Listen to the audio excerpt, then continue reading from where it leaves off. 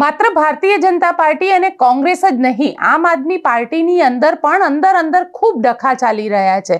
ક્યાંક ગરીબોની પાર્ટી એટલે કે ઝાડુ જે પોતાના નિશાન તરીકે રાખી રહી છે તેવી આમ આદમી પાર્ટી, એવું કહેવાય કે ગરીબોની પાર્ટી, પણ આ ગરીબોની પાર્ટીમાં પણ નેતા અમીર છે તેવા આરોપ લાગી રહ્યા છે. તેની પણ વાત કરીશું અને સાથે સાથે વાત કરીશું બગદાણાની, કારણ કે બગદાણાની અંદર હવે જે આરોપીઓના એસઆઈટી દ્વારા રિમાન્ડ લેવામાં આવ્યા હતા તે રિમાન્ડ આજે પૂરા થયા છે. આ એસઆઈટીએ નવા રિમાન્ડ માંગ્યા નથી, પણ હવે કઈ રીતે આગળ ઇન્વેસ્ટિગેશન એસઆઈટીની ટીમ કરી રહી છે તેની પણ ચર્ચા કરીશું. પરંતુ સૌથી પહેલા પ્રધાનમંત્રી નરેન્દ્ર મોદી, જેમનો 3 દિવસીય પ્રવાસ જે સોમનાથથી શરૂ થઈ અને સૌરાષ્ટ્ર કચ્છની અંદર ઇન્વેસ્ટમેન્ટ સમિટથી લઈ આજે ગાંધીનગર અને ખાસ કરીને તેમાં પણ ઇન્ટરનેશનલ કાઇટ ફેસ્ટિવલ કે જ્યાં આગળ પ્રધાનમંત્રી નરેન્દ્ર મોદી અને જર્મન ચાન્સેલર ફ્રેડરિક મર્ઝે પતંગ ઉડાડ્યો, તેની પણ વાત કરીશું. અને આરોહીને લઈને પણ ચર્ચા થઈ છે. આ એ જ આરોહી છે, બેબી આરોહી, કે જે જર્મનીના જે ઓર્ફન હાઉસ છે તેની અંદર છે અને તેને લઈને ઘણા વખતથી તેના માતા પિતા એ માંગ કરી રહ્યા છે કે તેમની દીકરી તેમને પાછી આપવામાં આવે. તેની પણ ચર્ચા કરીશું. નમસ્કાર, હું છું ગોપી ગાંગર અને આપ જોઈ રહ્યા છો નિર્ભય ન્યૂઝ. સોમનાથ મંદિર એક વાર નહીં, 2 વાર નહીં, પણ અનેક વાર લૂંટાયું. મોહમ્મદ ગજનીએ સોમનાથ મંદિર ઉપર આક્રમણ કર્યું હતું. તેના 1000 વર્ષ પૂરા થયા અને સોમનાથ મંદિર જે આખું નવું બનાવવામાં આવ્યું તેના 100 વર્ષ પૂરા થયા. આજ પ્રસંગે પ્રધાનમંત્રી નરેન્દ્ર મોદી સોમનાથ પહોંચ્યા હતા. સોમનાથમાં પ્રધાનમંત્રી નરેન્દ્ર મોદીની શિવ ભક્તિ પણ જોવા મળી. હાથમાં ડમરૂ અને ત્રિશૂળ પણ આપણને જોવા મળ્યું. અને સાથે સાથે સૌરાષ્ટ્રમાં અને કચ્છની અંદર કઈ રીતે જે ઇન્ડસ્ટ્રીઝ છે તેને વધારી શકાય, ત્યાં આગળ ગ્લોબલ ઇન્વેસ્ટમેન્ટ સમિટ જે છે તે પણ કરવામાં આવ્યું. અને પ્રધાનમંત્રીની હાજરીમાં અલગ અલગ બિઝનેસમેન જે છે, એમાં મુકેશ અંબાણી હોય કે પછી કરણ અદાની હોય, આ બધાએ પોતાના ઇન્વેસ્ટમેન્ટ પ્લાનિંગની પણ વાતચીત કરી. પણ આજનો દિવસ ખૂબ ખાસ હતો. આજનો દિવસ એટલા માટે ખાસ હતો કે જર્મની અને ભારત સાથેના જે સંબંધો છે તેને લઈને ચર્ચા કરવામાં આવી. અને તેમાં પણ ખાસ કરીને જે જર્મન ચાન્સેલર છે ફ્રેડરિક મર્ઝ, તેઓ અમદાવાદમાં હતા. તેઓ સૌથી પહેલા દિવસની શરૂઆત આમ જોવા જઈએ તો બંને દેશો વચ્ચેની શરૂઆત જે છે તે આજે પહેલી મુલાકાત ગાંધી આશ્રમમાં થઈ. ગાંધી આશ્રમની અંદર પ્રધાનમંત્રી નરેન્દ્ર મોદી અને ફ્રેડરિક મર્ઝ આ બંને જણાએ મહાત્મા ગાંધીને સૂતરની આંટી અર્પિત કરી અને ત્યારબાદ ત્યાં જે ચરખો ચાલી રહ્યો હતો તે પણ જોયો. આખી રિવરફ્રન્ટ ઉપર ઇન્ટરનેશનલ કાઇટ ફેસ્ટિવલની પણ શરૂઆત કરવામાં આવી. ત્યાં આગળ પ્રધાનમંત્રી નરેન્દ્ર મોદી અને ફ્રેડરિક મર્ઝ દ્વારા પતંગ ઉડાડવામાં આવ્યો. આમ તો જોવા જઈએ તો પ્રધાનમંત્રી જ્યારે પણ ઇન્ટરનેશનલ કાઇટ ફેસ્ટિવલની શરૂઆત કરતા હોય છે ત્યારે પોતે પતંગ ઉડાડતા હોય છે અને તે દ્રશ્ય પણ સામે આવતા હોય છે. પરંતુ આજે આ એક ખાસ પ્રસંગ એટલા માટે હતો કારણ કે જર્મની આની સાથે હતું. આંતરરાષ્ટ્રીય પતંગ મહોત્સવનો પ્રારંભ કરાવવામાં આવ્યો અને સાથે સાથે ભારત અને જર્મનીના જે સંબંધો છે તેના પણ પતંગો ત્યાં ઉડાડવામાં આવ્યા. ક્યાંક ભારતનો જે ધ્વજ છે તેનો પણ પતંગ ઉડાડવામાં આવ્યો, તો જર્મનીનો જે ધ્વજ છે તેનો પણ પતંગ ઉડાડવામાં આવ્યો. એટલે બંને દેશો વચ્ચેની જે ફ્રેન્ડશિપ છે તેને લઈને અહીંયા આગળ ચર્ચા કરવામાં આવી. સાથે ગાંધીનગરના મહાત્મા મંદિરની અંદર પ્રધાનમંત્રી મોદી અને મર્ઝની વચ્ચે દ્વિપક્ષીય બેઠક યોજાઈ, જેની અંદર વેપાર રોકાણ ના મુખ્ય મુદ્દાઓ ઉપર ચર્ચા કરવામાં આવી. ત્યારબાદ બંને નેતાઓ દ્વારા સંયુક્ત પ્રેસ કોન્ફરન્સ પણ કરવામાં આવી, જેમાં પ્રધાનમંત્રી નરેન્દ્ર મોદીએ તેમને સ્પષ્ટ કહ્યું કે આવકારો મીઠો આપજો રે ની ભાવના સાથે મર્ઝનું ભારતમાં હાર્દિક અભિનંદન છે.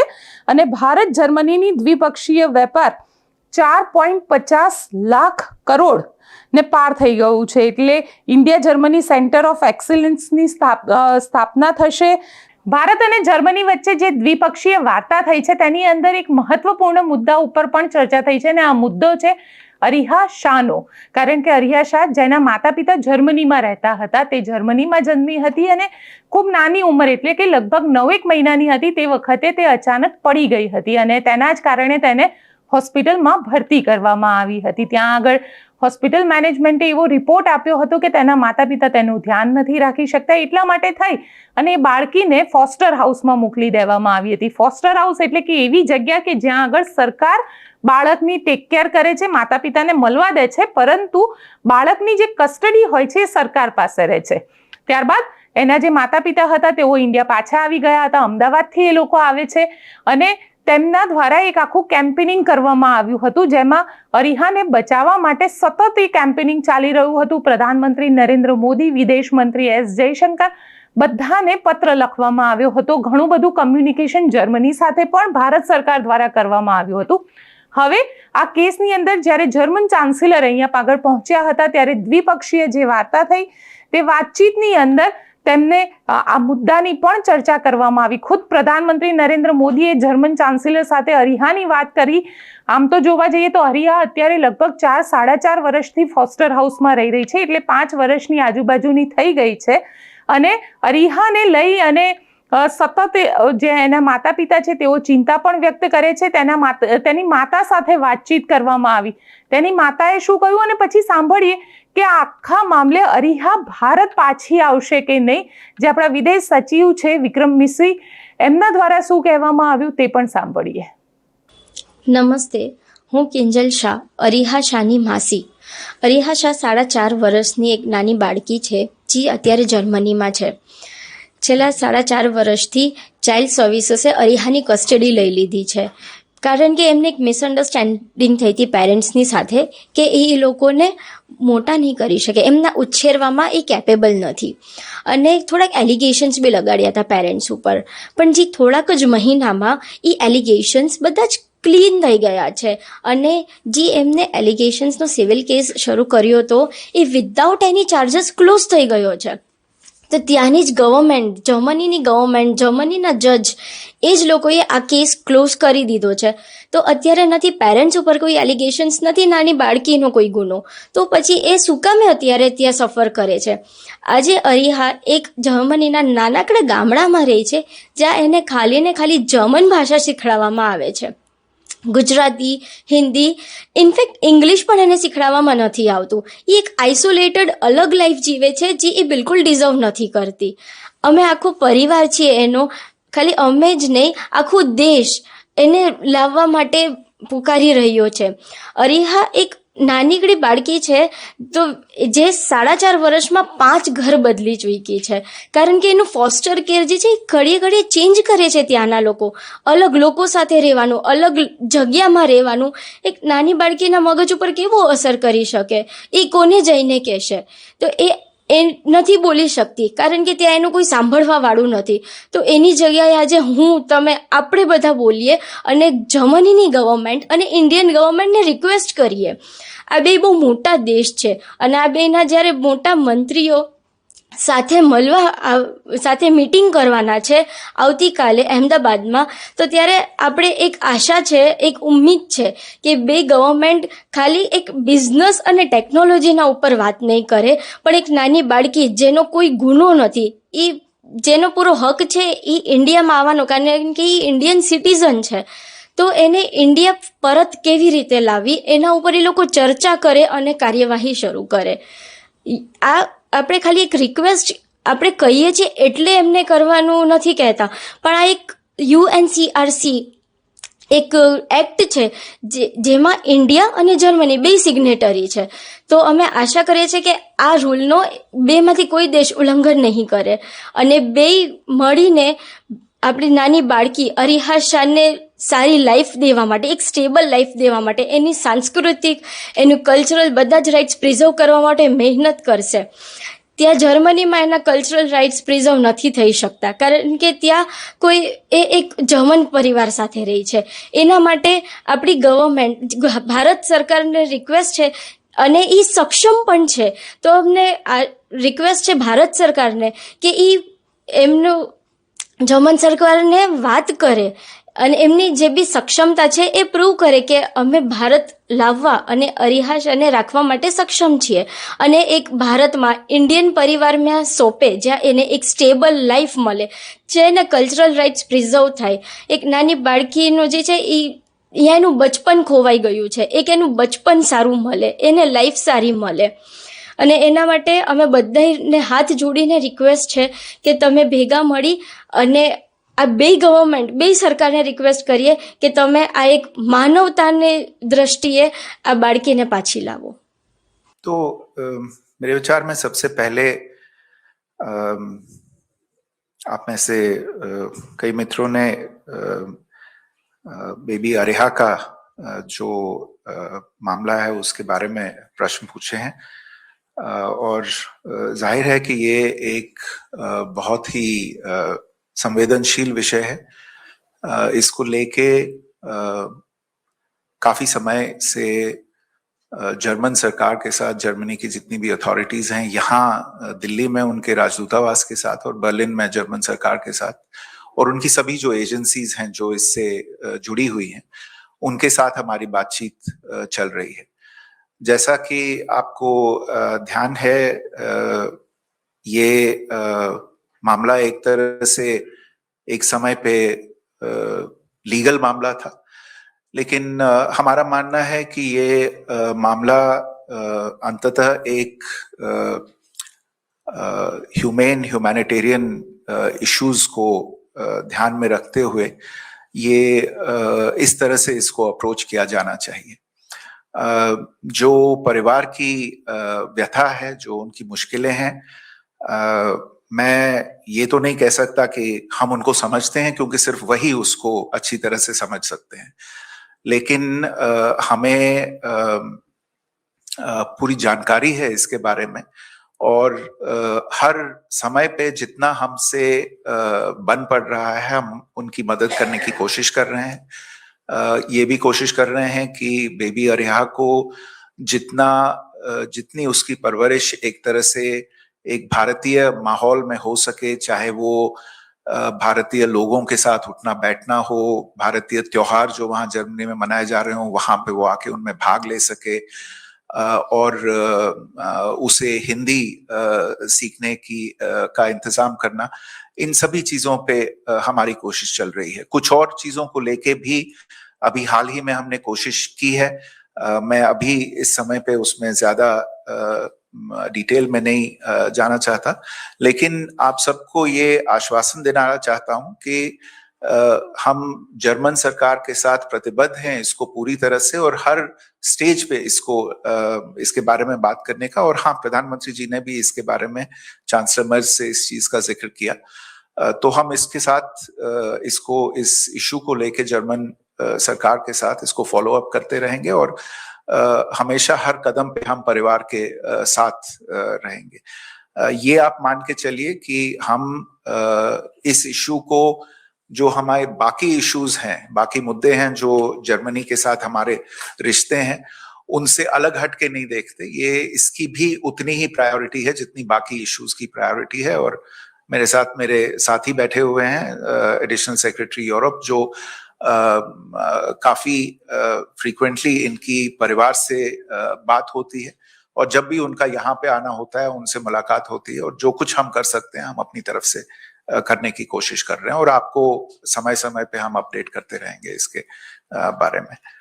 પ્રધાનમંત્રી નરેન્દ્ર મોદી અને જર્મન ચાન્સેલર વચ્ચેની આ મુલાકાત છે તે એટલા માટે પણ ખાસ છે કે જ્યારે જર્મન ચાન્સેલર સાથે આ મુલાકાત થઈ રહી હતી ત્યારે એક મોટી અપડેટ દુનિયા માટે આવી અને એ અપડેટ હતી ખાસ કરીને ભારત માટે આ અપડેટ હતી અને એ અપડેટ હતી કે યુએસ જે ડોનાલ્ડ ટ્રમ્પ અત્યાર સુધી ભારતને પોતાના મિત્ર દેશ તરીકે વાત કરી રહ્યા હતા, પ્રધાનમંત્રી નરેન્દ્ર મોદીને પોતાના મિત્ર કહીને સંબોધિત કરી રહ્યા હતા, પરંતુ જ્યારે ટેરિફ લગાવવાની વાત કરી હતી તો ત્યારે ટેરિફમાં કોઈ પણ પ્રકારની રાહત આપવામાં નહોતી આવી.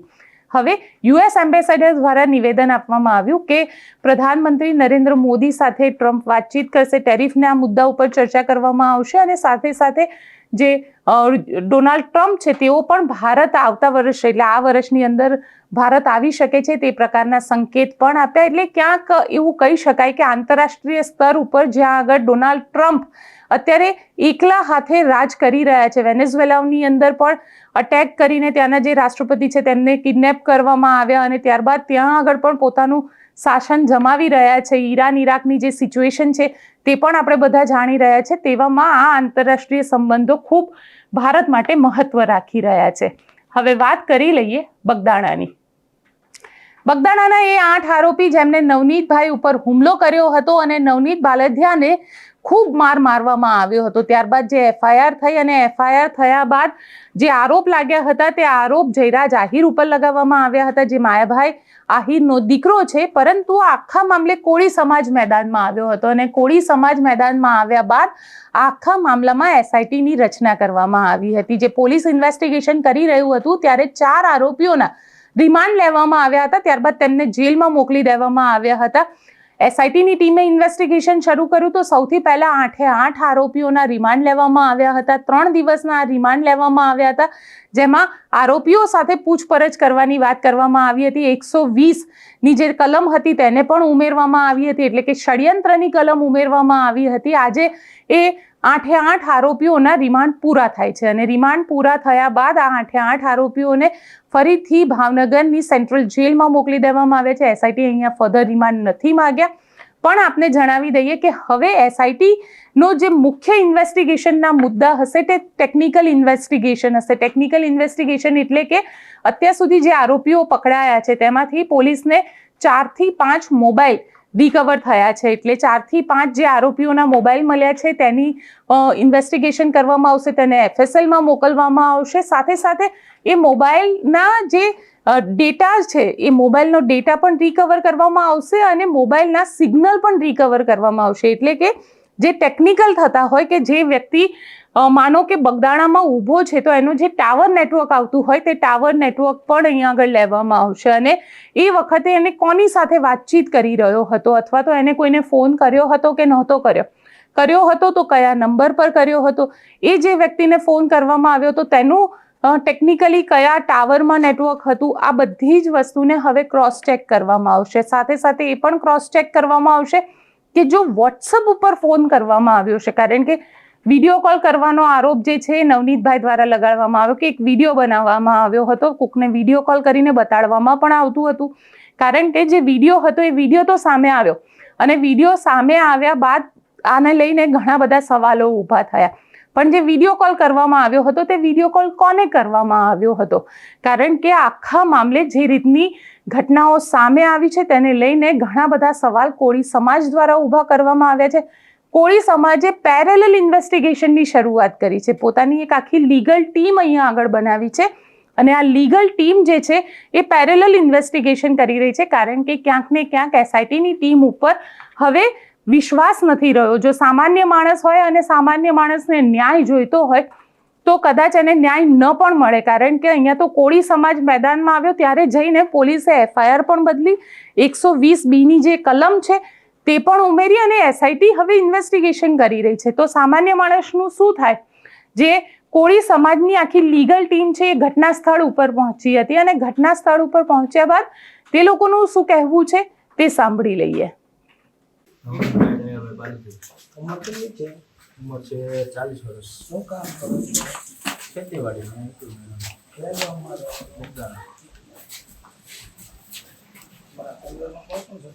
બે દીકરા.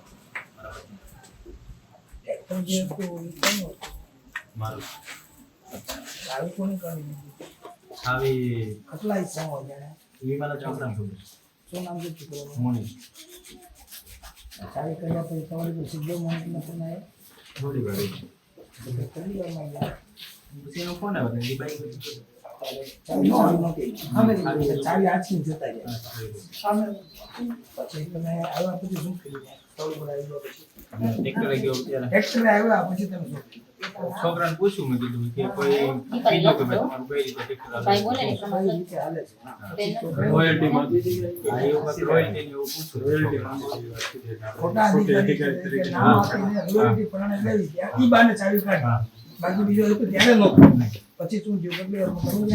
પછી ત્યાંથી મેં કીધું કોઈ અધિકારી હશે તો હું આશ્રમ બાજુ ગયો કે ત્યાં કોઈ હશે. એટલે ત્યાં ગયો ચાવી ફરક લેવા માટે, સમજૂતી કરવા માટે જે કાંઈ હોય. એટલે ત્યાં કોઈ જોયા નહીં. પછી આ કીધું કે ગાડી આ રીતની હતી એટલે ગાડી ત્યાંથી ક્રોસ થઈ એટલે પોલીસ સ્ટેશન પાસે જઈને ઊભી રહી. એટલે મેં ત્યાંથી જોયું રસ્તામાંથી ઊભા રહી એટલે ગાડી ત્યાં બમ્પ હોય કે એવું ત્યાં ઊભી રહી છે. એટલે હું પાછો બાઇક લઈને ત્યાં પાછળ ગયો. એટલે ગાડી થોડી ધીરી પડી. હું એનાથી આગળ વહી ગયો. કોઈ જાણીતું મને કોઈ લાગ્યું નથી, કોઈ અધિકારી હોય તો આપણે ક્યાંય પૂછપરછ કરવી. હું આગળ વહી ગયો. છોકરી મોણ પર છે ને ખેડૂતના ઓલા મારું મશીન હાલતું હતું કામથી, એટલે મેં કીધું હું એ સાઈડ મશીન એટલે એ સાઈડ હું જતો હતો, એટલે આ વેરના કાર આવીને સીધી મને આગળ ક્રોસ કરીને સીધા ઉતરીને સીધી મારવાનું શરૂ કર્યું. વેર કલર કેવો હતો? વ્હાઈટ કલર હતો, બ્લેક પાસ. આશરે અંદર બેઠેલા માણસથી સમજ ઘણા 4 જણા એમાંથી ઉતર્યા હતા. ચાર ઉતરી ગયા હા. તમે. ને તમને કે જોઈ લે. કેમ અંદર મારો- કેટલા હતા એ કાંઈ ખ્યાલ છે? એ નથી ખબર. પછી ઓય સીધું કીધું કેમ મારો પીછો કરે છે એમ કરીને સીધા મને મારવા જ માંડ્યા. હથિયારમાં શું શું હતું? હથિયારમાં ધોકા ને પાઇપ. કેટલા જણા હતા? એ 4 જણા. હજી બહુ મારવા વાળું જ એટલે કર્યું. પછી ફરીને બીજી ગાડી પછી પાછી થોડી વાર થઈ એટલે બીજી ગાડી આવી, એમાંથી પાછા 4 જણા. ગાડી કેવી હતી? એ સ્વિફ્ટ કેવા કલરની? White colour. એમાંથી કેટલા જણા? એમાંથી 4 જણા હતા. ચાર. એની બધા પાસે શું શું હતું? ધોકા ને પાઇપ જ તે. બધા પાસે. હા. પણ તમને બરોબર ક્યાંથી ક્યાં સુધી મળે? કેટલી મિનિટ ક્યાં ક્યાં કામ કર્યા? શરીરમાં કોઈ ભાગ બાકી જ નથી રહેતો. બંને હાથે બંને હાથ, બંને વિડીયો વિડીયો પાછળ એક જણો વિડીયો ઉતારતો હતો, કોઈ- આવેલા પૈકીનો જે આવ્યા હતા એમ 8 પૈકીનો એક વિડીયો ઉતારતો હતો. કોઈ 8 માંથી હોય કોણ. એટલે એમ બીજું તો કોણ હોય? એકાંત જગ્યા હોય તો હા. કોણ? હવે નવનીતભાઈ જે બનાવ બન્યો એ કયો રોડ કહેવાય? આપણે બગદાણામાં ગોપાલબેન લગ્ન. નહીં, અને બધા ત્યાં આખો લગ્ન. ત્યાં જે બનાવ બન્યો ત્યાં કોઈ લાઇટની વ્યવસ્થા છે? નહીં, નહીં. એટલે આ લોકોએ જે નક્કી કર્યું કે ભાઈ અંધારાવાળી જગ્યા ઉપર હુમલો કરવો, એટલે આયોજન પૂર્વકનો આયોજનપૂર્વક. પૂરો કરવામાં આવેલો બનાવ ને અંજામ આપવામાં આવ્યો. બરોબર. હવે તમે આગળ જાઓ. તમે લ્યો તો ખરા તો એ. ઘણી વાર પૂછ્યું છે. ના ના આપણે અત્યારે જો- હવે અમે એટલે જ એમ કહ્યું કે તમે હવે આગળ આપણે કિશોરભાઈ. બીજો બે મુદ્દો છે સ્નેચિંગ અને ખોટા અધિકારી તરીકેની ઓળખ આપી એ કલમમાં અને ચાવી રિકવર કરી. અને ચાવી મુદ્દામાલમાં recover આરોપી કરી. પાસેથી હા, મુદ્દામાલ જે આરોપી ચાવી- નહીં, જેની ચાવી પાસેથી આવે. ગમે એની પાસે- જેની પાસે હોય એની પાસેથી હા, ચાવી બરાબર. recovery કરવાની. નવરીભાઈ, એ લોકો તમને મારતા હતા અને તમારી સામે મોબાઈલની લાઈટ હતી, હમ. એટલે એ એટલા માટે થઈને તમે એનો ચહેરો જોઈ શકતા ન હોય એવું કંઈ તમે હા, like એની લાઈટ ચાલુ હતી, બરાબર. પછી એ આશરે ઈ મારવાનો જે હતો એમનો ઘટનાક્રમ લગભગ કેટલું આમ 5 મિનિટ બનાવ બનવાનો સમયગાળો કેટલો હતો? 4-5 મિનિટનો, અને એ દરમિયાન તમને આ બધી ઈજાઓ કરેલી અને તમે બચવા માટે થઈને વિડીયોમાં દેખાય તે રીતે તમે હાથ આમ બધું હાથથી બચાવ કરો. માથો અને અને એ દરમિયાન ત્યાંથી કોઈ પસાર થયેલું નહીં, નીકળેલું નહીં. પછી એમને તમને મારવાનું પછી બંધ તમે ક્યારે શું કર્યું? ઈ લોકો- મારવાનું બંધ જે આમથી કઈ ઓલી ગાડી આશ્રમમાંથી સેવા વાળાની નીકળી ગયા ને એમની આશ્રમ લાઈટ સેવા જોઈ ગયા છે, Yes, બરોબર. હા. કારણ કે હું તો આમ ફરી હતો, પેલી સાઈડ થી ગાડી આવે, હું ઓલી બાજુ ફરેલો હતો, એટલે એ લોકોએ કીધું કે હાલો જલ્દી ફટાફટ હવે ગાડી કોઈ આવે છે. લાઈટના પ્રકાશ લાઈટ નહીં ઓળખો આવતા. આવતા. કારણ કે 1 કિલોમીટર જેટલેથી પોલીસ સ્ટેશન આશ્રમની ગાડી નીકળે એટલે ઉપર આપણે લાઈટ દેખો. હમ. મને તો ન દેખાય, હું તો નીચે હતો, નીવડે એ રોડ ઉપર હતો. અને ઈ ત્યાંથી તરત જ તે બે હા. ગાડીમાં બેસીને એ કઈ રવાના બાજુ થઈ ગયા એ ઈ? ગાડી એ વાળા બગદાણા ઉપર side જ હતો. એ બગદાણા બાજુ ગયા. પછી તમે શું કર્યું? પછી હું આમનામ ને ત્યાં નહોતો, આમનામ થોડી થોડી મને ભાન જેવું હતું. પછી ગાડીને અમારી નજીક પહોંચી એટલે મેં ઊંચો હાથ કર્યો એ લોકોને. કોને ઊંચો હાથ કર્યો? આ જે સેવાવાળો આશ્રમ. આશ્રમ સેવાવાળી ગાડી. એ લોકોને મેં કીધું ભાઈ મને હોસ્પિટલે લઈ જાઓ. એટલે હું થયું કે મેં ત્યારે એમને કીધું નહીં, મેં પેલા અમને દવાખાનામાં પહોંચ્યો. એ દવાખાને લઈ પછી મેં એટલે એ લોકો લઈ ગયા કે એમ્બ્યુલન્સ બોલાવી એ દીધી? લોકો જ લઈ ગયા. એમનું કયું વાહન હતું? બોલેરો હોય કે પિકઅપ હોય બેમાંથી. Pickup Bolero. એમાં એટલા કેટલા માણસો હતા અંદર? કઈ આશરે ખબર છે? 15-20 જણા. ઈ આપણને દવાખાનામાં ક્યાં? સરકારી. બગદાણા સરકારી બગદાણા સરકારી હોસ્પિટલ. હોસ્પિટલ પેલા ન્યા લઈ ગયા. હા, ત્યાં પ્રાથમિક સારવાર મળી ગઈ. પ્રાથમિક સારવાર બધું બગદાણા સરકારી હોસ્પિટલ. ત્યાંથી ઈવડે ઈ ગાડીવાળા કીધું મારા છોકરાને તમે ફોન કર્યો એટલે મેં કીધું મારા છોકરાને મારા પિકઅપ ફોન તોડી નાખ્યો. પછી ઈ ફોન પછી તમે લઈ લીધા સાથે તમે. હા, ઈ તો આ છોકરાઓ નહીં કે આવ્યા છે ખિસ્સામાં નાખ્યા, કોઈ કે ઓલા યાત્રાળુએ લીધા હોય તો ઈ તમને મળી ગયા. તૂટેલા ફોન ન હોય. અને આશરે આ જે બનાવ તમારો બન્યો એનો સમયગાળો સમયગાળો 1.5 વાગ્યાનો. એટલે રાત્રિના, અને આમ ગણો તો વહેલી સવારના. હા, એમને 12 કલાકે અમારો સમય પોલીસનો હોસ્પિટલનો બદલાય. હા. 12:00 થઈ જાય. અને બંને 3 વાગે બોલો 2 વાગે. પ્રાથમિક સારવાર પછી તમને મોવા ત્યાંથી ન હોય. હનુમંત હોસ્પિટલમાં રિફર કર્યા. પછી એમ્બ્યુલન્સમાં લઈ ગયા કે private? નહીં, મારી ગાડીમાં. તમારી ગાડીમાં ગયા. તમારી ગાડીમાં ગયા હતા કે એમ્બ્યુલન્સમાં? મારી ગામમાં. પોતાના વાહન. રંજીતને ક્યાં મૂકી જશે? અને ત્યાં તમારી બધું સારવાર કરી. અને કાલે તમને ડિસ્ચાર્જ કર્યા કે પરમ દિવસે? હોટલના તમે ફૂટેજનું કીધું હા એ હોટલનું નામ શું સદગુરુ એના નથી મળ્યા નહીં એને એવું છે પેલી વખત ગયા એટલે કે મારી પાસે પાસપોર્ટ નથી બીજી વખત ગયા લોકો પોલીસ હા ને પોલીસ પેલી વખત પોલીસ ગયા બીજી વખત પછી તો પછી બીજી વખત મેં એના પેલી તારીખ પહેલા એના બધા ડેટા ઉડાડી હાર્ડ ડિસ્ક બદલી નાખી એ તો બેકઅપ આવી જાય એનું બહુ ટેન્શન નથી આ ડિસ્ક તો કબજે નહીં એટલે બેકઅપ આવી જાય એટલે આપણો મુદ્દો હા ભાઈ આ પછી એની સામેની હોટલ છે આ બનાવ બીના પહેલાનું એની સામેની હોટલ એક કલાક સુધી તો બેઠા એક બીજા ફોન આવ્યા કે જયરાજનો ફોન આવ્યો પેલા રાજુ બોરડાનો ફોન આવ્યો ઈ લોકોના ઓલા બોરડાનો ફોન આવ્યો એટલે આપા કરીને છે એને આવડાને ફોન કર્યો ભાઈ એ કોઈ મેટર નથી એ કોઈ માથાકૂટ નથી એમ કીધું બગદાણ આવી ના પડી ભાઈ ઈ મારા સાહેબભાઈ છે તમે મારા સાહેબભાઈ તો કોઈ માથાકૂટ ન થાય જે કાંઈ પ્રશ્ન હોય બધું સોલ્યુશન એટલે 1 કલાક સુધી તમે એની બેઠા હતા ક્યાં હોટલ રામભાઈ નવનીતભાઈ, આ એનું કોઈ આપણે જાણવું છે તો એને પણ બોલાય તમારો જે આ બનાવ બન્યો એ જ દિવસે તમારે રાજુ બોરડા હા સાથે વાત થઈ હતી. હા, કેટલા વાગે વાત થઈ હતી? સમજાવો. આજે ઓલાની હારે વાત થઈ ને પહેલા જયરાજ હા, જયરાજ. એની સાથે કેટલા પછી વાગે? તરત રાજુ બોરડાનો ફોન. લગભગ કેટલો સમય? તરત જ આનો ફોન કાપ્યો એટલે તરત એનો ફોન એટલે એનો બંને તમને બનાવના દિવસે ક્યાં રે? એટલે એનો સમય એની પહેલા. કેટલા 9 વાગે વાગે રાતના રાતના 9 વાગે રાતના હા રાતના 9 વાગે એટલે તમારી બનાવ સાથે- બનતા પહેલા રાતના 9 વાગે તમારી સાથે બંને વ્યક્તિઓએ વાત કરી હા. અને એ તમારો ઓડિયો અમે સાંભળ્યો છે અને એ તમે મૂક્યો પણ છે.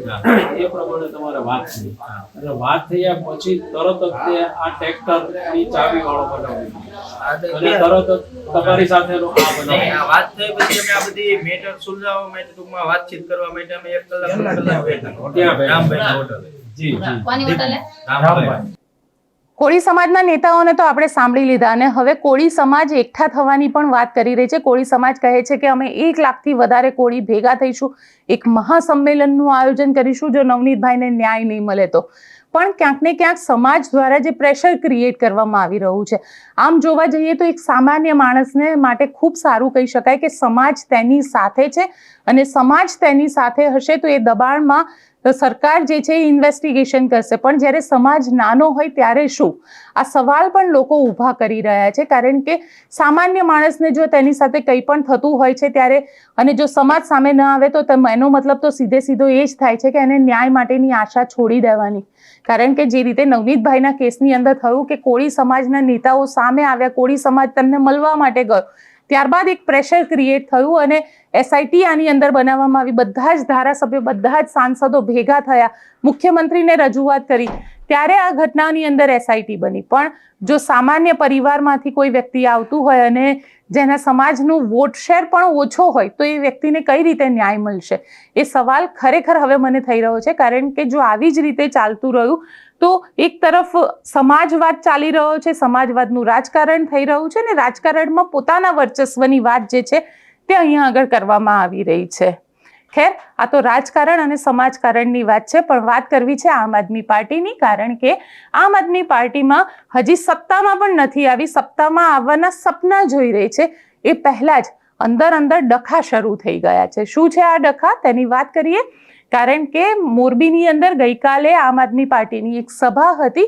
મોરબીની અંદર જ આ જે સભા હતી તેમાં આમ આદમી પાર્ટીના જિલ્લાના સહપ્રભારી જે હિતેન્દ્રભાઈ રાઠોડ છે તેમને ત્યાં આગળ પોતાનું રાજીનામું આપવું હતું એટલે તેમને સભામાં જવાનો પ્રયત્ન કરવામાં આવ્યો. ત્યાં આગળ એમનો એવો દાવો છે કે મારા ઘણા બધા લોકો બી છે એ પણ ત્યાં આગળ એમને બેસાડ્યા હતા, એ લોકો પણ સભાની અંદર આવેલા હતા, પણ તેમને સભામાં જવા નથી દીધા. અને સભામાં જવા કેમ ન દીધા? કારણ કે ક્યાંક ને ક્યાંક આમ આદમી પાર્ટીને એવો ડર હતો કે સભાની અંદર બબાલ થશે અને એ દ્રશ્ય પણ સામે આવ્યા. ક્યાંક પોલીસ પણ વચ્ચે આવી કારણ કે આખા મામલાની અંદર જે હિતેન્દ્રભાઈ રાઠોડ છે તે પોતે આની અંદર મંચ સુધી પહોંચવા માંગતા હતા, ગોપાલ ઇટાલિયાને મળવા માંગતા હતા, ઈસુદાન ગઢવીને મળવા માંગતા હતા, પરંતુ તેમને જવા ન દીધા. એ દ્રશ્ય જોઈએ અને પછી હિતેન્દ્રભાઈ રાઠોડ શું કહી રહ્યા છે તે પણ સાંભળી લઈએ. હું 2025 માણસ લઈને આવ્યો હતો, બસ લઈને આવ્યો હતો. હું આમ આદમી પાર્ટીનો જિલ્લા સહપ્રભારી છું અને મને હોદ્દો દિલ્હીથી આવેલો છે, કોઈ આપેલો મેં માંગેલો હોદ્દો નથી, મને સ્વયંભૂ ત્યાંથી આપેલો છે દિલ્હીમાંથી. અને મેં કોઈ ચૂંટણી લડવા માટે ક્યારેય વાતે નથી કરી કે મને ચૂંટણી લડાવો કે આ કે તે. અને જ્યારે આમ આદમી પાર્ટીની ગોપાલભાઈની સભા હોય એ દરમિયાન હું જ્યારે આવ્યો ત્યારે મને રોકવામાં આવ્યું આમ આદમી પાર્ટી દ્વારા. અને મારે જે રાજીનામું આપવું હતું ઈશુદાનભાઈ ગઢવીને કે આ રાજીનામું આ તમારી તાનાશાહી નહીં હાલે, જે પોલીસને ટોમી કહીને જે ગોપાલભાઈ બોલાવે છે, તો ખરેખર આ રાજકારણ આવું હોય રાજકારણ? અને શું આની સરકાર આવશે તો આ બદલાની ભાવનાએ સરકાર આવશે? અને આ ગુજરાતમાં 4 જણા છૂટાયેલા છે અને 4 જણામાં અત્યારે જ્યાં જોવો ત્યાં મારામારી અને રોજના એટલા બનાવ કેસના. એટલે મને એવો વિચાર આવ્યો કે ખરેખર આ પાર્ટી આપણા યોગ્ય નથી. આ અમીરની પાર્ટી છે, આમ આદમી પાર્ટી ગરીબની પાર્ટી નથી, અમીરની પાર્ટી છે. અને જ્યારે હોય ત્યારે કંઈક ને કંઈક કોઈ નાના કાર્યકરને ગણવામાં નથી આવતા. અને જ્યારે અવાજ ઉપાડીએ તો સામાજિક મુદ્દો થઈ જતો હોય છે. એટલે અમે આને વખોડીએ છીએ. અને આગામી સમજમાં હું અહીંથી મીડિયાના માધ્યમથી કહેવા માંગુ છું કે જો આમ આદમી પાર્ટીમાં કોઈ જોડાતા હોય તો જોડાતા નહીં. આ દિલ્હીની પાર્ટી આપણા ઉપર રાજ કરવાની છે. અને આ એટલી તાનાશાહીએ ભરેલી છે કે અંદર ખાને હું આટલો ટાઈમ રહ્યો છું તો મેં જોયું કે ઓહો, આટલું બધું ભ્રષ્ટાચાર તો ભાજપનેથી વધે એમ છે. હું નથી ભાજપમાં કે નથી કોંગ્રેસમાં કે નથી આમ આદમી પાર્ટીમાં. મારે સેવા કરવી છે તો હું એમને મેં સેવા કરી શકું છું. વારંવાર આમ આદમી પાર્ટીના હોદ્દેદારો આગેવાનો છે તે આક્ષેપ કરતા હોય છે કે ભાજપ પોલીસને આગળ કરી દે છે. આજે આમ આદમી પાર્ટીએ જ પોલીસને આગળ કરી દીધી, શું કહેશો? આમ આદમી પાર્ટી મારાથી બીક ભાળી ગયા છે.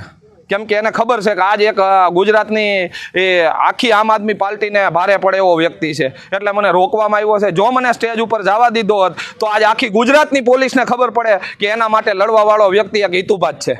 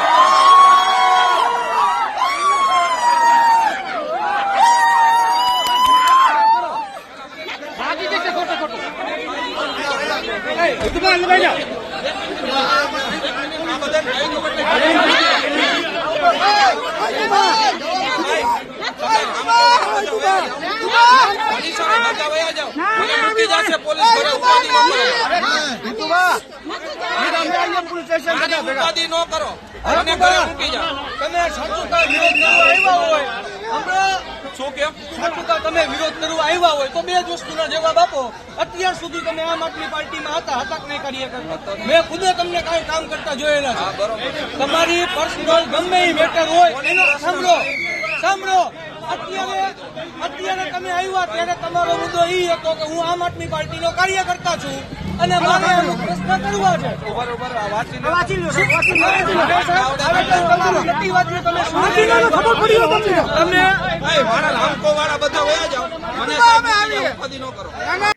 આ પહેલી વાર નથી. આ પહેલા પણ ગોપાલ ઇટાલિયા જ્યારે આ રીતે મંચ ઉપર કોઈ બોલવા માંગતું હોય ત્યારે જનતામાંથી પોતાને એ જે વ્યક્તિ હોય છે એને મંચ ઉપર બોલાવે છે, સવાલ પૂછે છે. આ પહેલા જામનગરની અંદર જે સભા થઈ એ સભાની અંદર પણ કંઈક આવું જ હતું. એક વ્યક્તિ ઊભો થયો અને એને ચપ્પલ મારી દીધું હતું ગોપાલ ઇટાલિયા. એટલે ક્યાંક ગોપાલ ઇટાલિયાની ડર પણ હશે કે કદાચ જો આ ભાઈ નજીક આવી જશે અને કંઈક અહીંયા થશે તો વધારે પરિસ્થિતિ બગડી શકે છે. પણ સવાલ એ ઊભો થઈ રહ્યો છે કે આમ આદમી પાર્ટી જે આરોપ લગાવવામાં આવ્યા છે ખૂબ ગંભીર આરોપ છે. આમ આદમી પાર્ટી અમીરોની પાર્ટી કહેવામાં આવી છે, ગરીબો સાથે કોઈ લેવા દેવા નથી. આવા પણ આરોપ જે છે તે લગાડવામાં આવ્યા છે. ગોપાલ ઇટાલિયાએ અહીંયા સ્પષ્ટ કરવું જોઈએ કે કેમ આવું થઈ રહ્યું છે. કારણ કે આમ આદમી પાર્ટી જેને આમ લોકોની સામાન્ય લોકોની પાર્ટી કહેવામાં આવી રહી છે તે સામાન્ય લોકોની પાર્ટી હવે રહી નથી. કે કાં તો પછી જો મતભેદ હતા કે મનભેદ હતા તો એને દૂર નથી કરી શકી આમ આદમી પાર્ટી, અને કાં તો એવું થઈ હોય બી શકે કે સત્તામાં હજી નથી આવ્યા પણ ગોપાલ ઇટાલિયાની એક સીટ શું આવી ગઈ આમ આદમી પાર્ટીને, એમને એ સત્તા એ જીતનો નશો માથે ચડી ગયો છે. આપને શું લાગી રહ્યું છે મને કોમેન્ટ બોક્સમાં ચોક્કસથી લખીને જણાવજો. અને અમારી ચેનલ નિર્ભય ન્યૂઝને લાઇક, શેર અને સબસ્ક્રાઇબ કરવાનું ભૂલશો નહીં. આભાર.